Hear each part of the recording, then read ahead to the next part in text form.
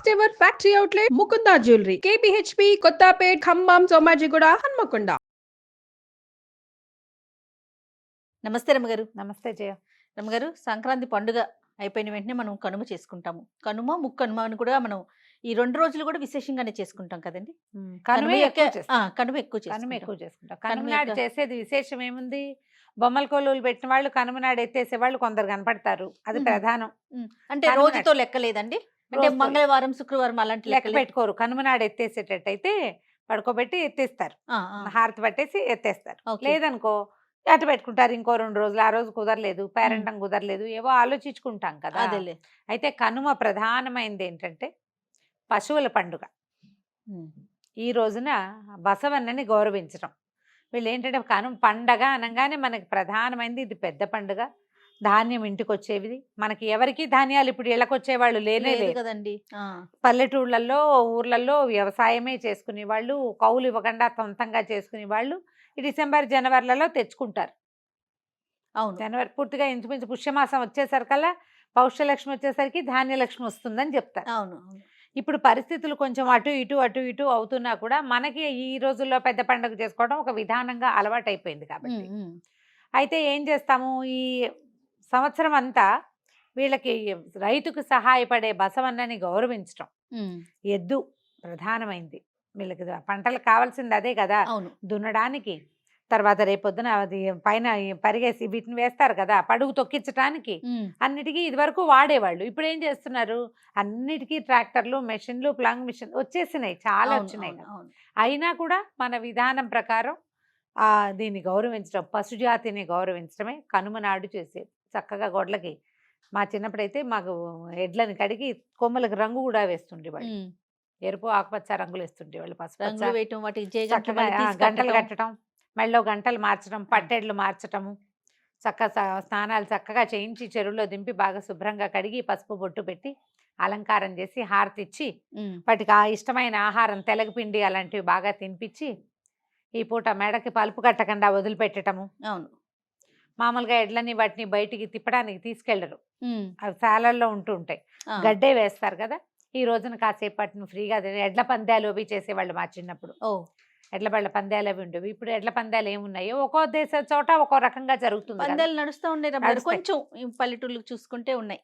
ఎడ్ల పందాలు అవి నడిచేవి. తర్వాత కోడి పందాలు ఒకటి బాగా అందరికీ తెలిసిన విశేషంగా విషయాలు. కనిపిస్తుంది. సినిమాలు చూసేవాళ్ళు. ఇది వరకు అయితే కనుమనాడు సెలవు ఇచ్చేస్తే సాయంకాలం అయ్యేసరికి పాలేడు సినిమాకి వెళ్తుండే వాళ్ళు అందరూ. సినిమాకి వెళ్ళటమే, ఎవరు వచ్చేవాళ్ళు కాదు, గొడ్లు వాకిట్లోకి వచ్చేవి కాదు. కొంచెం సరదాగా ఉండేది, ఖాళీగా. ఇప్పుడు ఏం చేస్తున్నారో మరి, ఎలా జరుగుతుందో. మనమైతే ఏం చేస్తాము, కనుమ నాడు కాకైనా కడగదు, కాకైనా కదలదు, 2 సిద్ధాంతాలు చెప్తారు. అవును. మాకు కాకి కదలదంటారు. అంటే కనుమ నాడు ఊరు వదిలిపెట్టి వెళ్ళకూడదు. పండగకు వచ్చిన వాళ్ళు పండగ నాటి రాత్రే వెళ్ళిపోవాలి. కనుమ పనికిరాదు. కనుమ నాడు తలస్నానం చేయకూడదన్న నియమం కూడా ఒకటి చెప్తారు. భోగి నాడు తలస్నానాలు చేస్తాం కదా, అవును. పండగ రోజు చెయ్యం. ఈ కనుమ నాడు ఎవరైనా మళ్ళీ తలంటుకోదలుచుకుంటే పనికిరాదని చెప్తారు. కదలదు, కడగదు, 2 సిద్ధాంతాలు. తలస్నానాలు చేయకూడదు, ఊర్లు బయలుదేరకూడదు. ఒకవేళ మనం ఆ పండగ కనుమ నాడే వెళ్ళాలంటే ఏం చేసేవాళ్ళు అంటే నిర్గమనం పెట్టడం, నిర్ఘ్యం అంటారు దాన్ని, పరస్థానం అంటారు. అదొక బోల్డ్ పేర్లు ఉన్నాయి దానికి. మన బ్యాగ్ తీసుకెళ్లి బాబాయ్ గారి ఇంట్లో పెట్టి. దీనికి ఏంటి రమ్మగారు, ఏమన్నా రీజన్ ఉందంటారా దీని వెనకాల? అంటే మనం వెళ్ళకూడదు ఆ సమయంలో, ప్రయాణం అయి వెళ్ళినట్టుగా కాకుండా మన ఇంటి నుంచి వెళ్ళకూడదు. అసలు ప్రయాణమే అవ్వకూడదు అంటానికి కారణం ఏంటంటారు? ఈ కనుమ ఐడియా ఉందా? సంక్రమణం తర్వాత రోజు, అంటే ఇప్పుడు సంక్రమణానికి ముందు రోజు చలి పెరుగుతుందని చెప్పాము. అవును.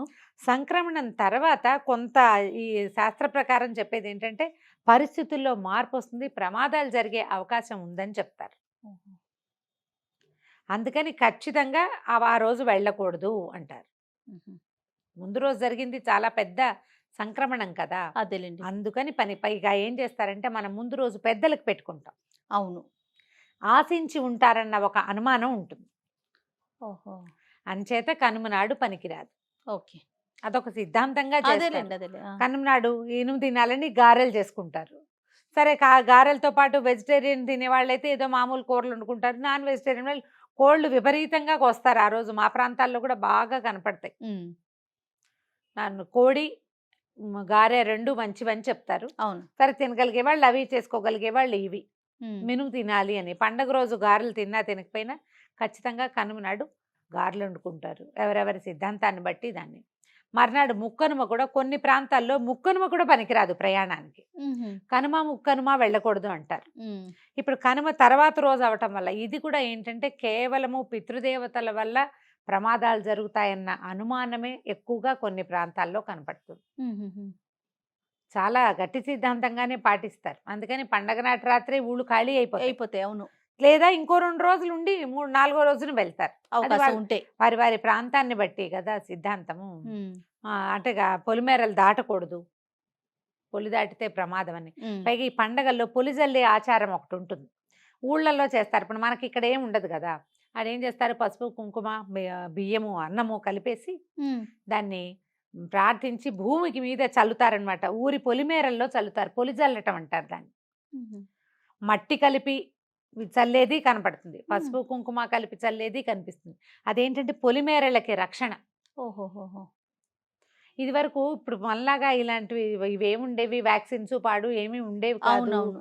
అందుకని ఏం చేసేవారు, ఈ జాతరలు అప్పుడు అమ్మవారి దగ్గర పెట్టి ఒక భాండం నిండా వేపాకలేసి నీళ్లు పోసి ఆ నీళ్లు ఊళ్ళల్లో చల్లుకోవటము, అంటు వ్యాధులు అలాంటివి రాకుండా ఉండటం. ఈ పొలి జల్లటం అనేది కూడా ఒక ఆచారం చాలా ప్రాంతాల్లో కనిపిస్తుంది. ఈ పొలి జల్లిన తర్వాత ఆ రాత్రికి దాటకూడదు, దాని శక్తి ఉంటుందని దాటకూడదని చెప్తారు. నమ్మకం. ఇవన్నీ నమ్మకాలే, పొలిమేరలు దాటకుండా ఉండాలి అని. ఇప్పుడు ఈ ఫ్లైట్లలో తిరిగే రోజుల్లో ఏం చెప్తాం మనం. అవును. అసలు అసలు ఊళ్ళకి పొలిమేరలు గిలిమేరలు లేవు. ఎక్కడున్నాయి? చిన్న చిన్న ఊళ్ళు కూడా జనజీవన శ్రవంతిలో కలిసిపోయినాయి, పెద్ద ఊళ్ళల్లో కలిసిపోయినాయి. అవుట్స్కట్స్ పెద్దవైపోయినాయి ప్రతి ఊరికి కూడా. అవును. ఇప్పుడు ఇది సాధారణ ఆచారాలు కదా. ప్రత్యేక ఆచారం ఒకటి చెప్పుకోవాలి. మనం ఇప్పటిదాకా గళ్ళ ముగ్గులు వేసాం, గీతల ముగ్గులు. ఎప్పటి నుంచి? ధను సంక్రమణ నెలపట్టినప్పటి నుంచి, నెలపట్టు అక్కడి నుంచి మొదలుపెట్టి గీతలు గీతలు గీతలు ముగ్గులు వేసుకుంటూ వచ్చాం. చివరికి ఆ గీతలు అన్ని కలిపి ఒక పీటగా, ఆ తర్వాత రథంగా మారే రోజు ఈ రోజున ఏం చేస్తాం, ఇప్పటిదాకా వేసిన పెద్ద పెద్ద పీట ముగ్గులు మానేసి ఈ రోజున రథం ముగ్గు వేసుకుంటాం. అవును. ముగ్గు రథం కూడా తూర్పు నుంచి పడమటికి వెళ్తున్నట్టుగా వేస్తాం చక్రాలు. అక్కడి నుంచి మన ఇంటి నుంచి పోతాడు పక్కింటి వైపుకి లాగుతున్నట్టుగా పెట్టుకుంటాం. మరి సిటీల్లో ఎలా వేస్తాం తూర్పు లేవు పడమర లేవు. మా ఇంట్లో ముగ్గు ఉత్తర దక్షిణాలుగా పోతూ ఉంటుంది. ఏం చేస్తాము, చేయగలిగేది. ఊళ్ళల్లో అయితే అట్లా చేసేవాళ్ళు. ఈ చేసేటప్పుడు ఏం చేస్తామంటే తూర్పు నుంచి పడమటికి అది వెళ్తున్నట్టు రథం లాగుతున్నట్టుగా ముగ్గు వేస్తే ఈ రోజున కనుమనాడు ప్రత్యేకం ఏంటంటే మనం ఊరు దాటకూడదు అనడానికి కూడా ఇది ఒక విధిగా చెప్తారు. పర్యవేక్షణకి మన రాజుగారు వస్తారు. భూలోకపు రాజు బలిచక్రవర్తి.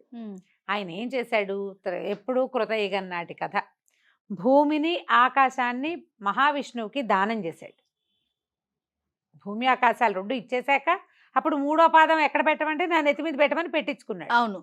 ఈయన 3వ కాలు నెత్తి మీద పెట్టిన తర్వాత ఆయన పాతాళానికి వెళ్ళిపోతే పాతాళ చక్రవర్తిని చేయబడ్డాడు. ఆయన సంవత్సరానికి ఒకనాడు ఈ రోజున వచ్చి భూమి ఎలా ఉంది, తన భూమి తను దానం ఇచ్చింది ప్రాంతం ఎలా ఉందో చూడడం కోసం వస్తాడు. ఆయన రథం ఎక్కి దిగడానికి వీలుగానే మనం రథం ముగ్గు వేసుకుంటాం.